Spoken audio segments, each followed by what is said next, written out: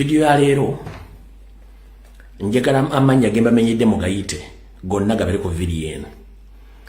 Ekimu ku video ekimu kitundu kya video ekyalo kikwata kunze ng'omuntu. Ekisigadde kigenda kubeera ky'abana Uganda. Ekitundu ekisinga ku video kikwata kunze. Museveni amaliriddwa bakutunda Uganda bakutunda kinze nga banzise. Ye kyafiirira ne mutabani we. Ye Museveni ne mutabani we bafiirira nti kasita batta Lumbuye baba mazo controlling media era buli omwajja kubanga atisiddwa. Kati njala tandika video eno bulungi nnyo nga sina tandika. Eno message yero sendikira Museveni. Nyandi Yosoferi ne mutabani we muhozi. 1. Katonda eyampanga concern yayina obuyinza ddi wagenda okunzijawo. Enteekateeka z'olina eri obulamu bwange ne banna Uganda sigwe asalirawo obulamu bw'abantu. Gw'okozesa bukozesa butemu okwagala okwetuusaako ky'oyagala. Togenda kuzikiza amaloboozi g'abantu bonna abalina okuvaayo ku lwa banna Uganda. Ate ffenna tetugwa mu lubulu w'abasiru abali Uganda abakulowoozesa nti gwasinga okutegeera n'obukambwe eri abakambwe abalala bakyasiise. Mukulu, enteekateeka z'olina ez'okunsaanyaawo nazitegedde. Mu meeting gye mwatulamu ennaku z'omwezi 22 omwezi ogwokutaano mu State House Entebbe gye wayita cabinet meeting yo yonna ne bajja ne batula mu meeting eyo n'obaako byoyagala otebolinge obiwoba n'abawano abaana banzizeeyo oba banzitire wonna gitegedde nenjala kugamba nze siri mutiitiizi nakugamba ogenda ssangako Abaganda ogenda ssangako bazzukulu b'Abaganda bali abaasookawo nga we bali kati yenze ogenda ssanga abazzukulu b'Abaganda abatayagala kumanya nga bakooye ebiboozibozi be baana bali ku mitimbagano mwali mumanyi nti buli muntu mujja muteekako etto mu mutiisetiisa ekitajja kusoboka kati kanje njagala enseetegeere kiki wa planinze nakyo kigenda okuddako ky'ogenda okukola naye nga sinagendayo ekyo kibadde nga kiggula lugi kansooka mala okuyisawo security alert zino abantu bategeere. 1. Security alert esooka ogwo monna Uganda yenna ng'okozesa essimu yo ey'omu ngalo eya smartphone ng'obeera ku mutimbagano gwa TikTok oba ogwa Facebook waliwo akakodyo ke bateze nga bakabateze nkali ku TikTok system ng'ekozesa CID boss Tom Magambo ne Christopher Damulya bakozesa social media platforms zino okutandika okutrackinga n'okukwata abaana b'enkyukakyuka nabo bonna abawakanya gavumenti saako n'okuteeka emisanvu okukwatirako abantu batya. Amateeka gali clear nti police oba buli wa police yenna ayina kubeera mu office talina kukozesa simu kutandika kubeera ku social media ngali mu informu y'eggwanga ku mirimu egitali mitongole. Wabula okuba nti Uganda amenyi b'amateeka mulina akakodyo kenjagala mugwemu. Ekitongole kinoonyereza ku misango mu Uganda ekya CID saako ne kya crime intelligence baasindise baasumuludde abasirikale aba poliisi ababeera mu byambalo okuli abakazi n'abasajja abatandise okukola live streaming ku TikTok nga balaga abantu kyangu nnyo okukwata omuntu bw'oba omwagadde, kyangu nnyo okumaliriza emisango nga muli ku live okwo, era kyangu nnyo n'okunoonya omuntu gw'oba oyagadde nga muli ku TikTok. Baganda bange mwena abanna Uganda kano kakodyo kapya ngenda kugamba na gy'oli ojja commenting ekintu ekityamu ng'oli wankyukakyuka comment yo bagenda gikunoonya bakukwate ng'omuntu bw'oba oli wankyukakyuka weewale live streams olwezirika abapoliisi abakazi n'abasajja later n'abasajja bali mu magye bagenda kujja bakola live streams nga bali mu uniform okubasikiriza naye nga kye baagala kye bakiyita counter intelligence bali mu kunoonya kuba manyi kati bali ku social media baagala kukwatira ku baana n'abantu bonna. So saagala mukozese emitwe egya mu ngeri etali entuufu muve ku live stream z'abapoliisi kano katego kateeketeeke kapya gwe wenna gwe bagenda bajja bakwata bamalewo kubanga kyangu nnyo okubeera ku TikTok ne balocatinga location w'oli amanya details zo mikwano gyo na buli kimu ne bakunoonya ku simu yo yennyini ne bakwata bakuteeka emabuusu. Nkwegayiridde abavubuka n'abakazi muve ku live stream z'abapoliisi naddala ez'abakazi n'abasajja abegulidde guno omulimu gwa CID Tom Magambo yagukulira ne Christopher Damulira. Gobo ogenda ku live stream z'abapoliisi gw'onoomanya n'ez'abamagye it's up to you. 1. Basobola okutandinga omusirikale oyo n'agenda against your will omusirikale amuga nti yabadde yeekobanye mu kujjako gavumenti ne banoonya bulijjo neji byefudde mikwano gye ku TikTok bateekayo kumbulya mulesenga kanyeebwa bakwate. The same applies kubali kuki ku amaje. Ojja kujja ofuke mukwano wa maje nga mwogera ku TikTok mwogera ABCD. Omusirikale bamukyuse akole statement mutandika okugamba tugenda ffe tuli nabo ki. Omusango gukyuke batandika obbanoonya omukumu nti bali mwetali mu buloko by'obuyekero ku gavumenti ya Museveni bakukwate. Kati kiri gy'oli okusigala ng'oyasaamirira akagiga akali ku mudaala bakutwale gw'onoomanya nze nkubuulidde nga bulijjo security alert esoose yeeyo era sigiddamu ngibaliriza. Njala tugende ku information yatuleese naye before nga sinagera ku information yatuleese njagala osokoliza ebigambo bino. Diversions nyingi ze bakuliyetinga ku social media. Era tuwogira Museveni ali kaweweevu katya. Abambalira diversion ku social media ne ku mainstream media bafuna n'omusalo gusinga member parliament. Lwaki? Bakimanya nti bannayuganda bangu nnyo bakudivertinga kati yo state naliko creatinga diversion ezaayo. Mu diversion zigenda maaso kwe kuli diversion ya parliament. Diversion ya parliament bagenda gikolera mu series. Lwaki? Bw'oba ogenda kukwata ng'ogenda okuyigga ensolo yonna gy'osanga mu lutuula ogikwata lumu. Tokwatako nti nkutteko eno endala nagiddira enkya no. Bwe tugenda okuyigga ebisolo byonna ebibeera mu kisaka wettadde olutuula byonna tubikwata lumu. So kaweebuuze lwaki Museveni yatandika n'Anita Among ne tumala ne tumukuba kati mbwakutte abakozi ba Anita Among n'abakulira mu parliament. Eyo siri eri awo. Bwe mala siri yaabo bagenda kudda ku ba commissioners. Eyo ne siri ebeera awo okuba keepinga on nga mulinga nga bali ba Netflix. Bwe mala awo then bajje ku ba MP abadde bakolagana Anita Among. Eyo ne siri ebeera awo. Kati muganda njala kugamba todda mu diversion ya parliament. Lwaki?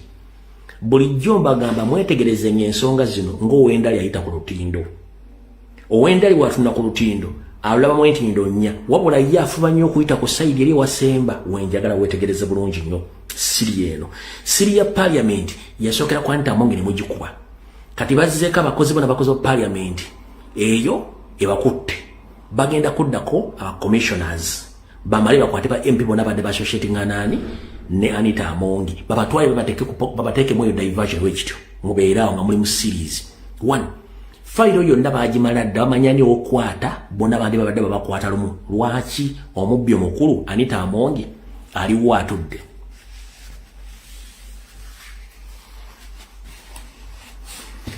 So kaweebuuze lwaki Anita Among aliwo atudde kikuwa obudde. Kansooke nkusomere ne message eno Julie bulungi nnyo.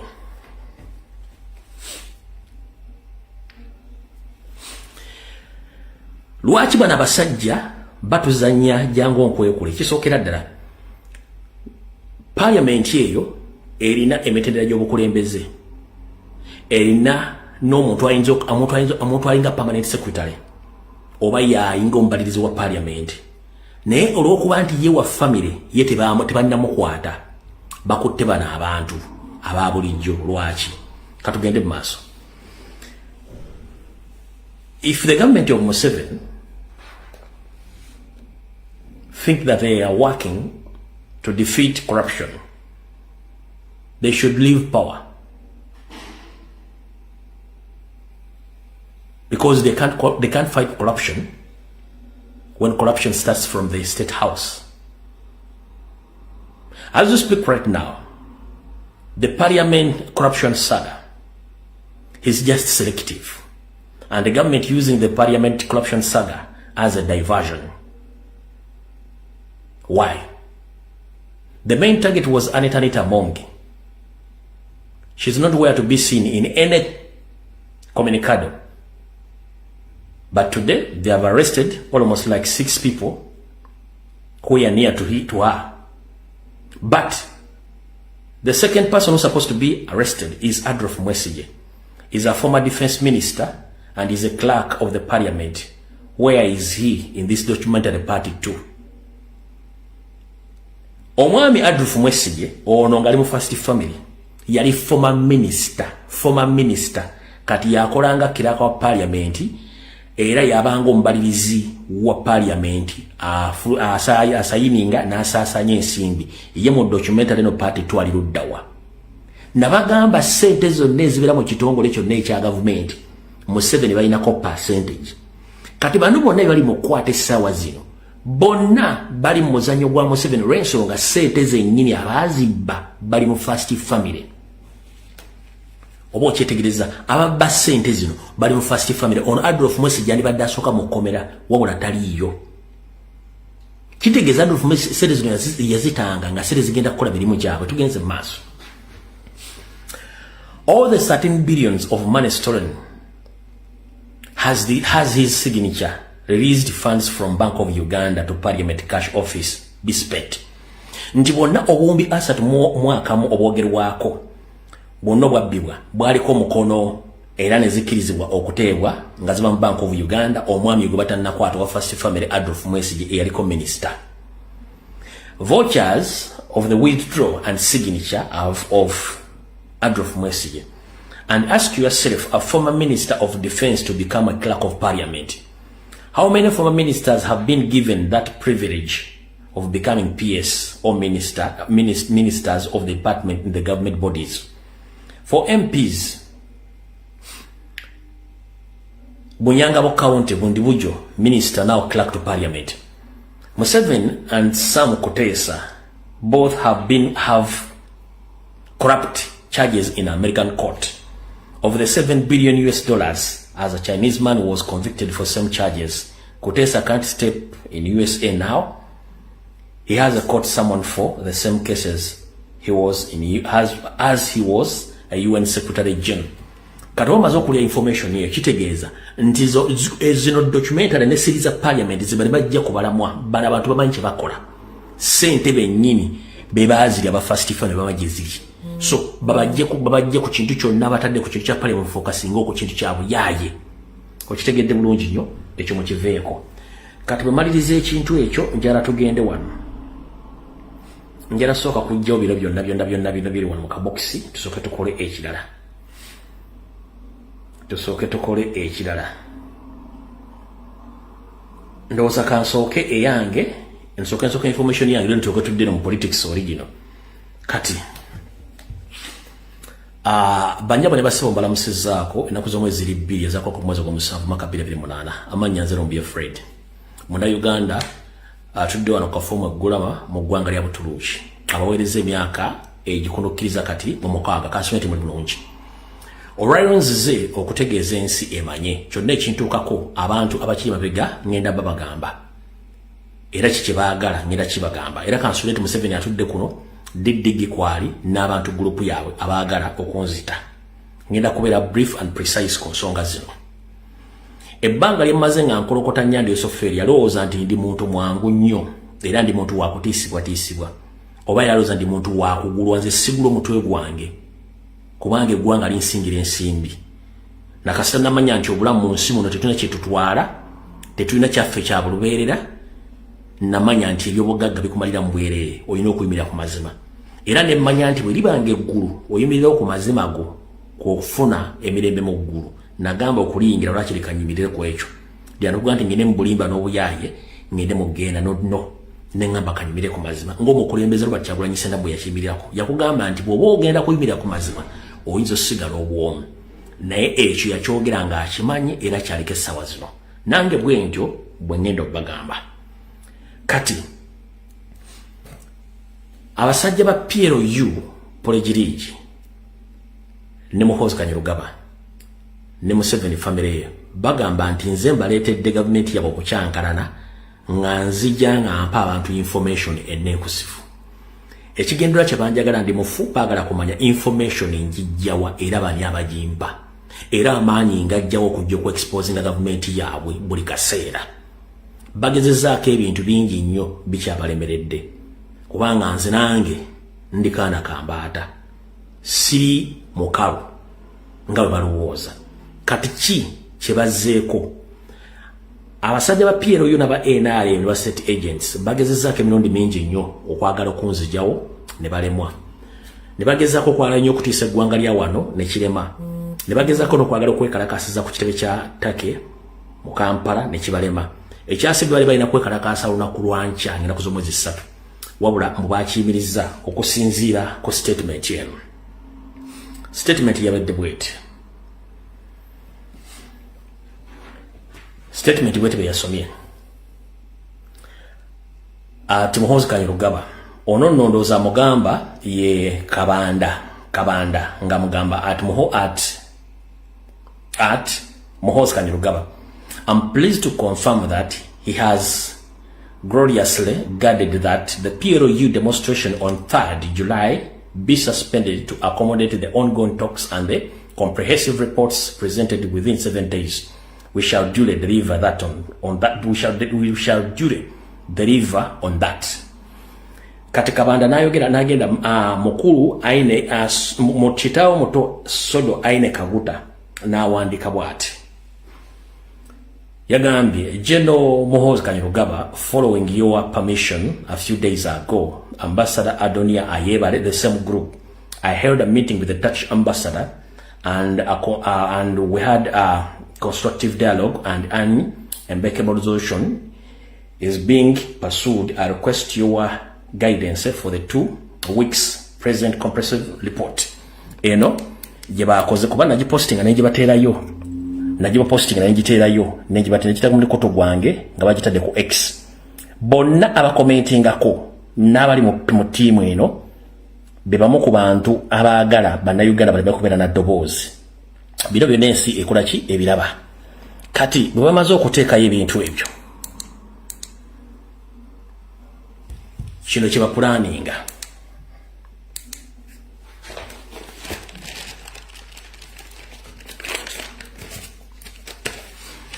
Kino kye bapulaninga. So Museveni muno baka bagenda bukutuusaako mutabani wo n'abantu bonna abali mu nsonga eno. So singa mba nzigiddwawo, in case I'm assassinated or I'm deported back in Uganda, which I think it's not possible, the following people are responsible of whatever which might happen to me. So, on 22nd of May 2026, Museveni and his cabinet, they had a meeting in the State House in Entebbe. Which meeting was held at Entebbe State House. In attendance, Museveni himself, he was the chairman of this meeting. His son Muhoozi Kainerugaba, the CDF, was in attendance. Justice Francis Jane Abodo, the DPP, was in that meeting, attended the meeting. Attorney General Sam Mayanja was in the attendance. Nobody Mao, Minister of Justice, was also in attendance. Adonia Ayebare was also in attendance. Mire Babalanda was also in attendance. Jim Wes, the Minister of Security, was in the attendance. Ephraim Kamuntu, Minister of Internal Affairs, was in attendance. Major General Tom Magambo, the CID boss, was in attendance. Henry Musasi, the Minister of Finance, was in attendance. Dr. Ruth Acheng, the ITC Minister, was in attendance. Plus 2, the tax officials, which I'm not going to mention right now, they were online. They attended online because they were not there in person, and I will not mention their name. But Museveni and your son Muhoozi,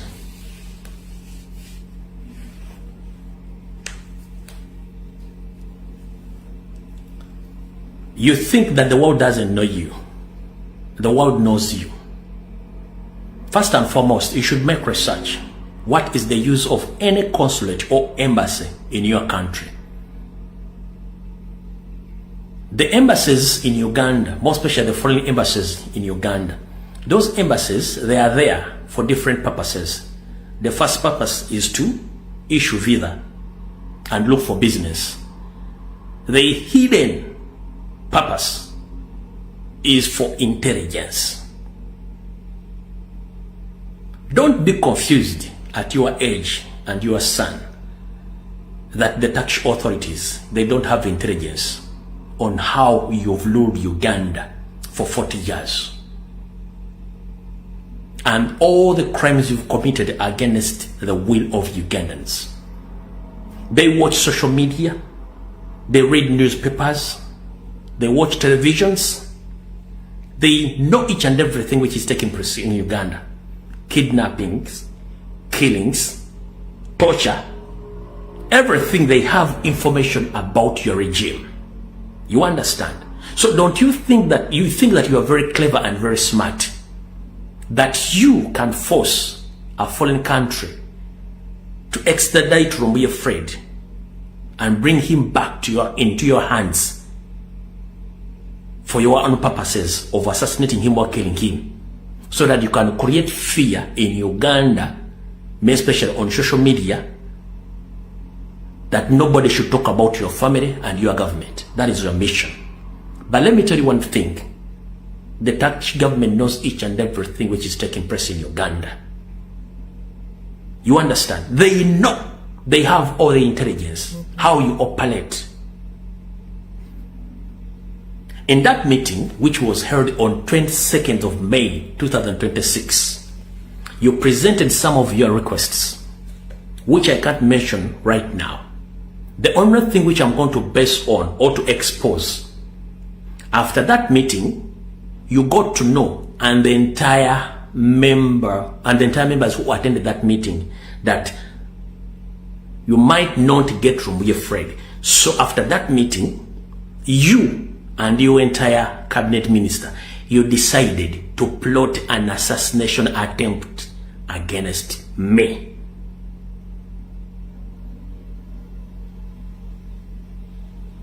And the money was cashed out. First and foremost, you cashed out $100,000 to your agents, SO agents across the globe to start trace me.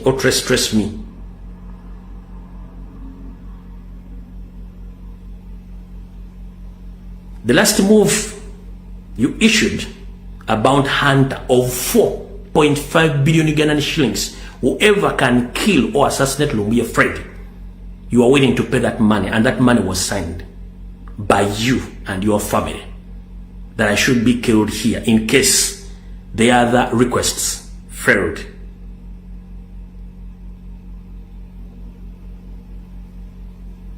Because I've already gathered the all information, and I have handed that information to the concerning authorities and organization about the meeting and whatever was discussed in that meeting. I'm putting this information in English so that the world should know what you are planning against my life. The Dutch government and Dutch authorities, they have protected me, and they are still protecting me. But for you think that the bad governance in Uganda can apply in Turkey? No. These people, they follow law and order. You think they're how you control the country. The unlawful actions you are doing in the country, the same will apply here. It won't happen. These people, they fall and they trust their system. That's why this country is stable for so many years in the hands of His Excellency Recep Tayyip Erdogan and his government. So any attempt you are trying to force to happen so that I can be extradited to Uganda, and any move assassinating me, go slow and be aware that I've already gathered the whole information, and I've handed that information to the authorities and the other international organizations, and they should know your move.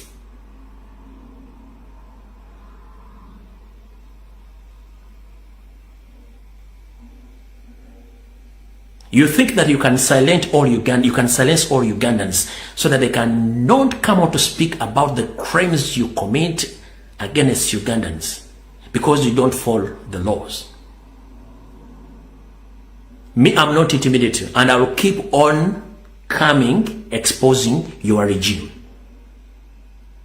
Because nobody's going to defend nobody's going to defend Ugandans.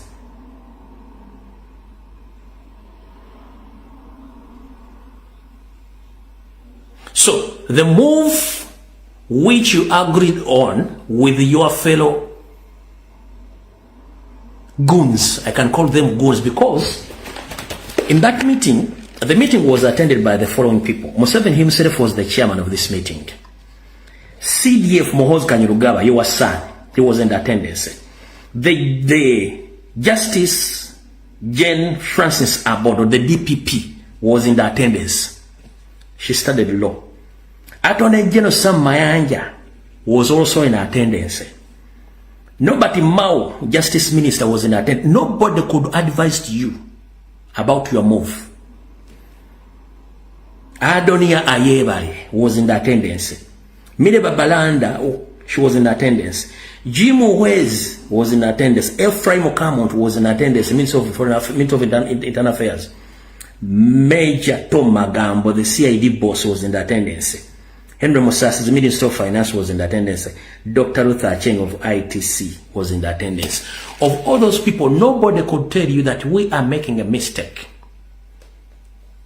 in bringing such silly, bogus, baseless accusation and attempts to someone who's not in Uganda, to someone who's fighting for freedom, that I should be extradited or should be assassinated in the foreign country. So whatever happens to me, the names I've mentioned which attended that meeting, the international bodies, international organizations, including Ugandans, you look for those people one by one, including their families, if in the case anything happens to me.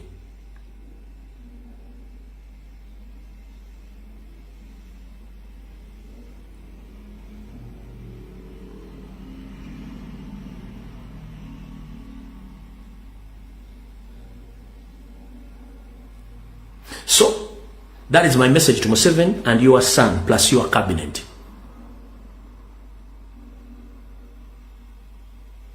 You think the long things you are doing in the country, in Uganda, that don't think can happen in other countries.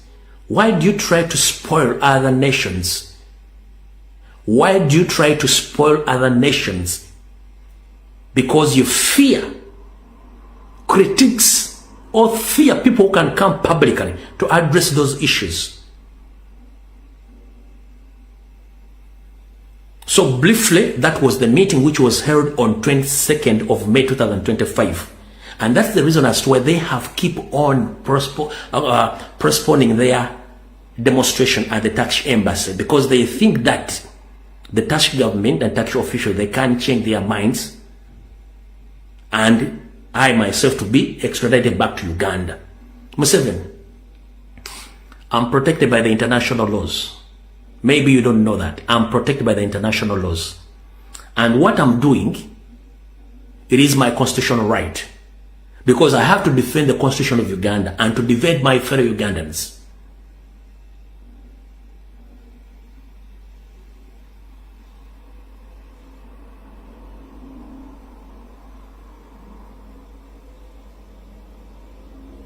Hope you'll get this message. And my message is very clear. I won't back off and stop intimidating Ugandans.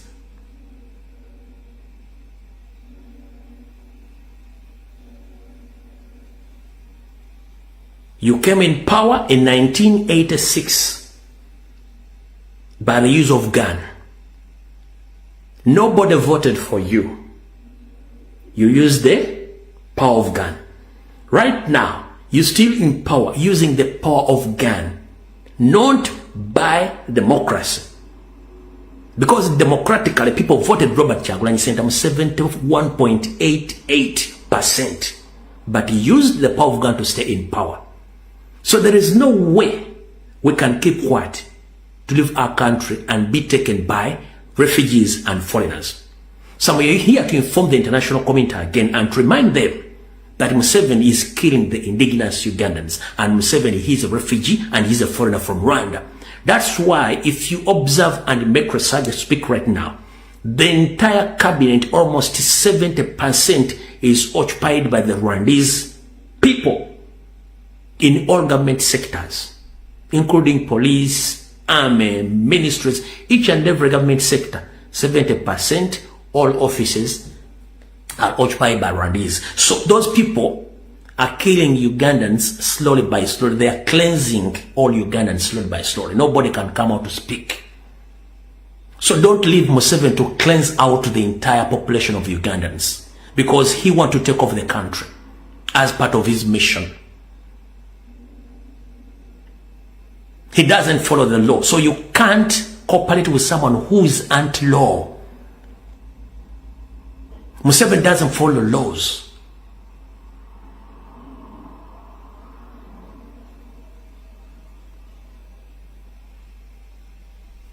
That is my brief message about the attempts and the plans of Museveni to try to pursue for my deportation or my extradited back to Uganda so that I can be killed. But I'm telling you, I'm here to stay, and your intimidation won't work. Just get to know the all information and issues which were in that meeting. I've already gathered the information, and I have sent that information today concerning organization and authorities. So whatever you are doing, and the people we are sending here, and some of you are already working with the Ugandan embassy in Ankara.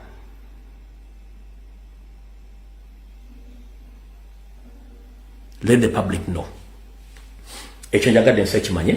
Nkitadde mu luzungu, saagala kwebuzabuza buli kimu, njagala ensi ekimanye.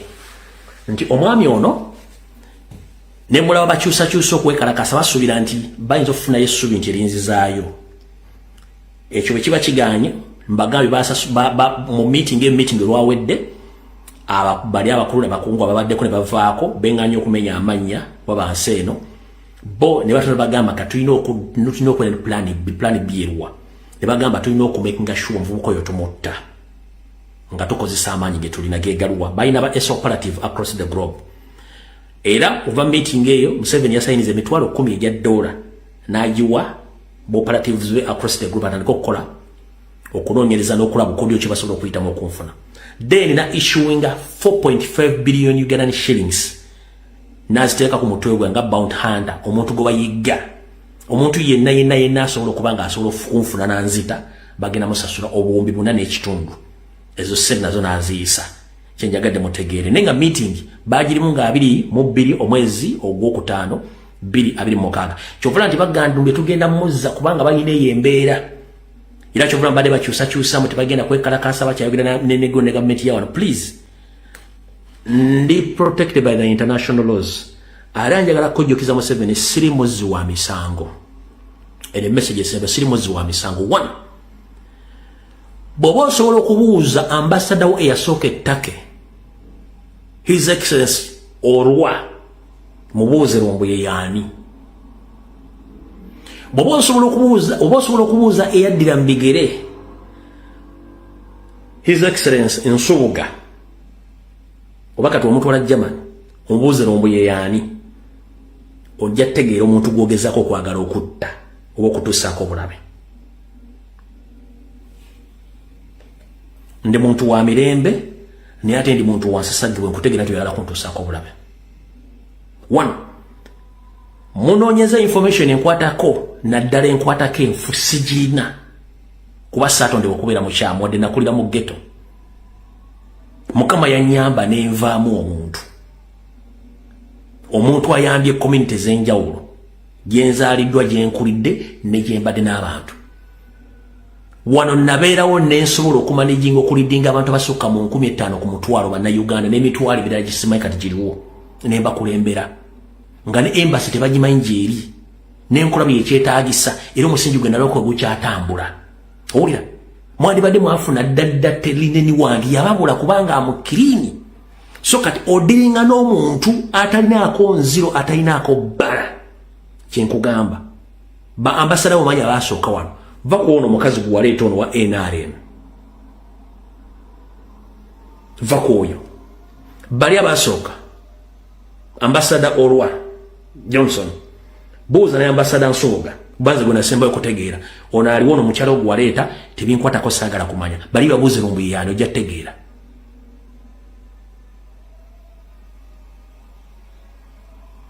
kati gobogezaako nti ogenda kukola obukyamu omuntu asobola okubeera nti kino kikyamu.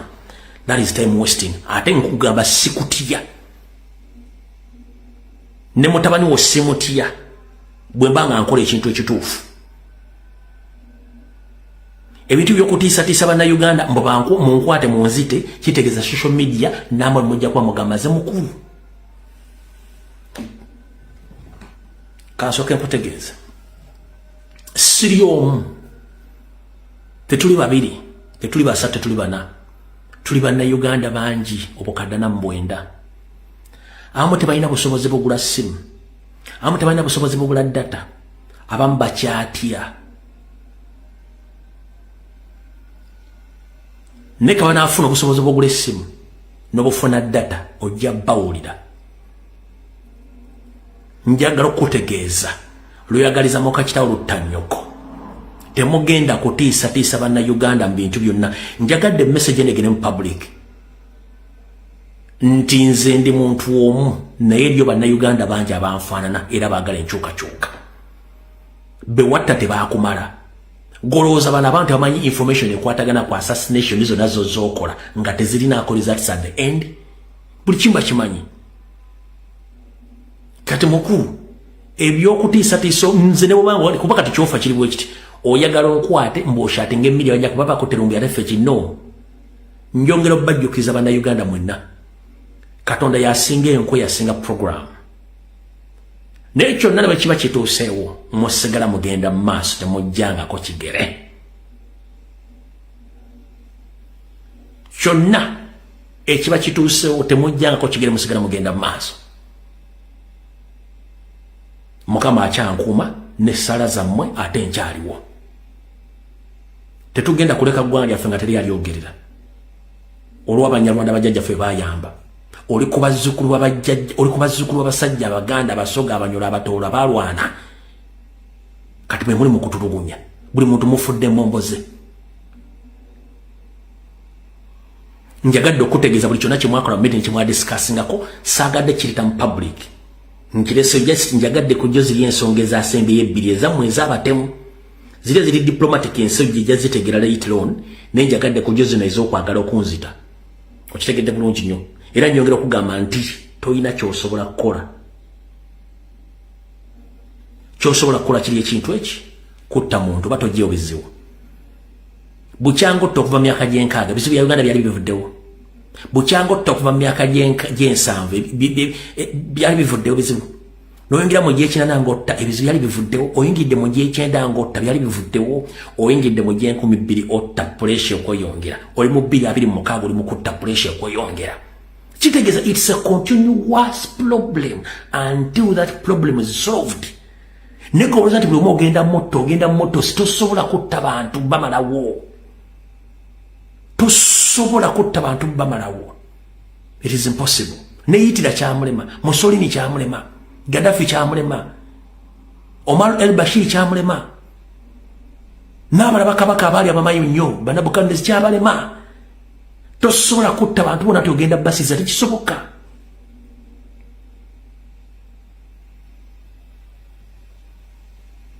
Ne bwe kiba kizze nja bagamba at least okudda Uganda mu bbira wano esasi muddiza omulambo. That is it. Kati yerevo kwendi ekyo nkigamba. Ne bwe kiba kituuse bagamba ge mu nkubira wano esasi muzeeyo omulambo. That is it. Olwoka otegende tuli bamalirivu. So akajanja akasumagizi yalira oba akanyampya gula toyi tukoyo tumanyiira. Buli omugenda mutiisatiisa mu drone yiyo tugenda mukwata tumunyiga ensigo. Please temwina gwe mugenda kutiisatiisa wano.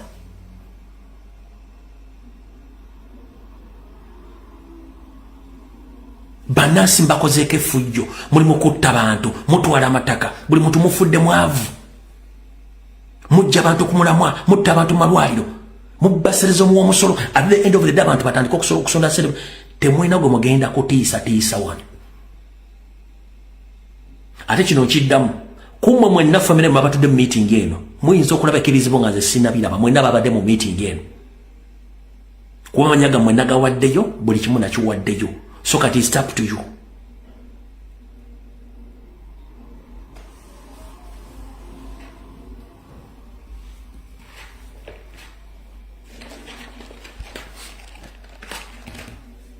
So kati ezeddakiika njagadde information eyo eyitewo era njimaliriza bulungi nnyo kati ngenda ku information eyatuleese bulungi nnyo so njagadde information eyo efulume ebeere mu public archive ensi etegeere.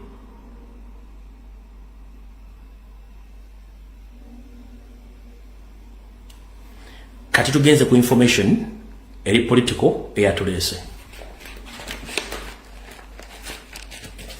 Ekitundu ekyokubiri kitandise. Kati bannayuganda saagala mu buzibwe mu ngeri ebintu gye bitambula mu Uganda. Tusooke tuzze akatambye mabega.